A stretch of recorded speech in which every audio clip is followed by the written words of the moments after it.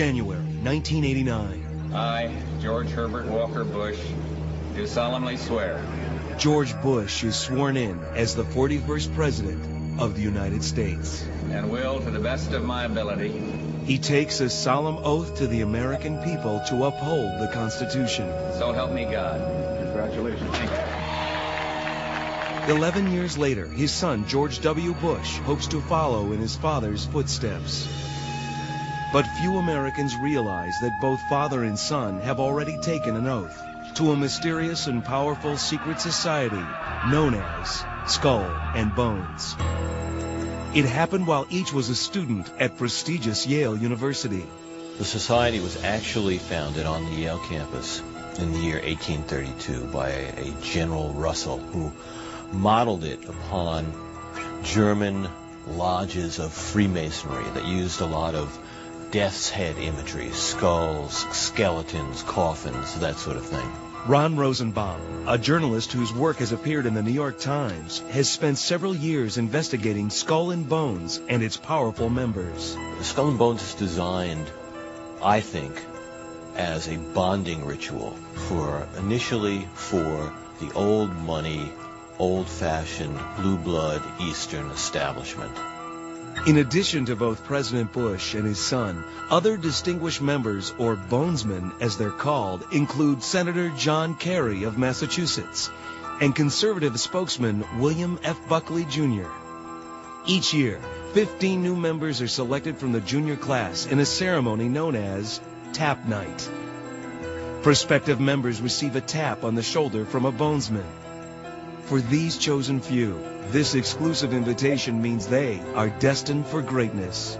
These 15 people are going to be part of an elite, not just an elite on the Yale campus, but an elite of American destiny. People who will guide the nation, people who consciously see themselves as having a mission to be America's leaders. The new members are led to this forbidding and windowless structure on the Yale campus, known as the Tomb. And it's the secret meeting place of Skull and Bones.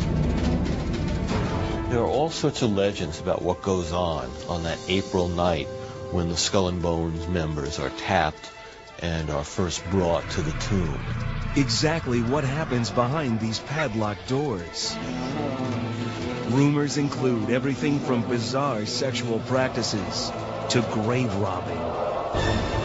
Part of the reason for the secrecy, I think, is it creates a mystique, inwardly and outwardly.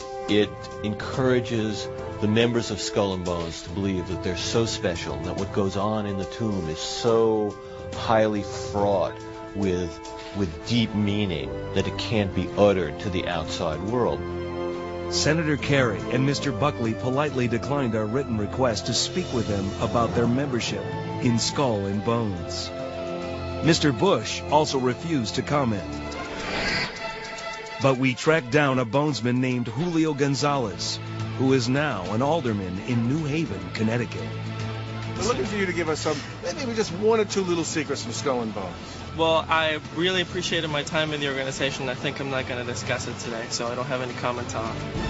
Students on campus are also in the dark when it comes to Skull and Bones, including this man who says he managed to sneak inside the courtyard of the Bonesman tomb. I climbed in, I saw their yard, I saw their they have a sort of bird bath, and they have two skeletons looking at each other like this and holding a skull in between them. I don't know what any of it means. Another student who has also been inside the courtyard was able to quickly shoot these never-before-seen photographs, including a shot of the mysterious fountain. He agreed to talk to us, but only if we kept his identity secret. I don't want to get on these people's bad side. I mean, these are some of the most powerful people on the planet. The daring student was surprised by what he saw inside the fountain. There was actually some sort of red residue in the fountain, which I imagined to be blood. But I am feeling they do some strange rituals with the fountain. These two skeletons look like they're hushing people in some way. Another of his photos shows a cryptic Wheel of Destiny. It had a spinning device on it, and I imagine what happens is during their rituals, they spin it and it says, destiny and fate and all those things have a huge part of what goes on in that place. Because I think they all feel like they're destined to be rulers of the world. According to Nick Fleischer, co-editor-in-chief of the campus tabloid Rumpus, Skull and Bones is so protective of its image that when the magazine tried to run a story about it, their efforts were mysteriously sabotaged. When we published that issue, a bunch of the issues that we distributed went missing. Shortly after we distributed them. And we found them after a couple days, but it was... we never had any hard evidence, but we sort of had an idea of what had happened to him. What dark secrets are Skull and Bones hiding? According to Ron Rosenbaum's new book, the Bonesmen practice a number of bizarre rituals, including one known as the Sexual Confessional. And it happens every Sunday night, and they all gather, and one by one per week, they share the secrets of their sexual life. It's a kind of sex education thing for the ruling class kids to initiate them into a more sophisticated knowledge of sexuality so they wouldn't be taken advantage of by, say, working class girls or girls from the wrong class or gold diggers or fortune hunters. Another secret of the Bonesmen is their mysterious fascination with the numbers 322.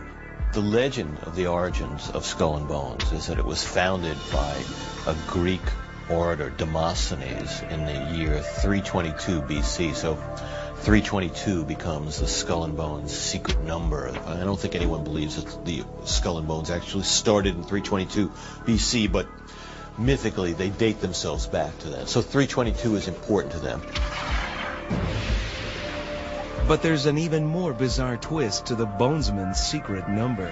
Right inside the door, that big door to the tomb of Skull and Bones, is a room whose walls are covered with license plates. Recently, an informant, a woman who was taken inside the tomb of Skull and Bones by an initiate who broke his oath, told me what she says is the secret of the license plates, that every Skull and Bones member is told that when he sees a license plate that has the numbers 322 on it, he's supposed to confiscate them. That was her word, confiscate them. Rosenbaum says his informant revealed an even darker secret, grave robbing. In every class of Skull and Bones, every group of 15 is given the name of some famous person and told to dig up the skull of that person and bring it to the tomb of Skull and Bones. Rosenbaum believes that the Bush family may have been involved in one of the most notorious cases of grave robbing.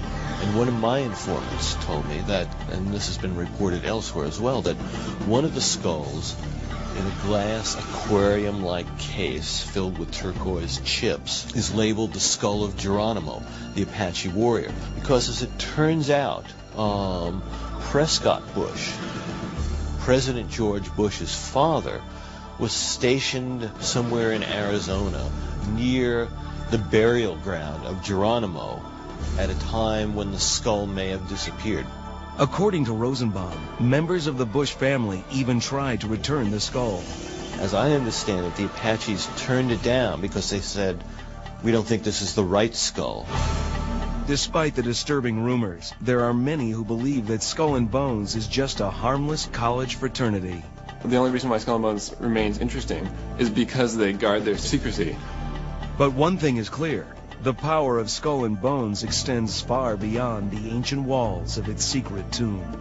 I think what makes Skull and Bones significant, not just as some, extra special fraternity or something like that, is that over the years, Skull and Bones people have been secretaries of state, they've been presidents, they've been in the foreign policy establishment, they've been in the cabinet, they've been on the Supreme Court. These are the people who have shaped America's character. And what's interesting is they've had their character shaped inside the tomb of Skull and Bones.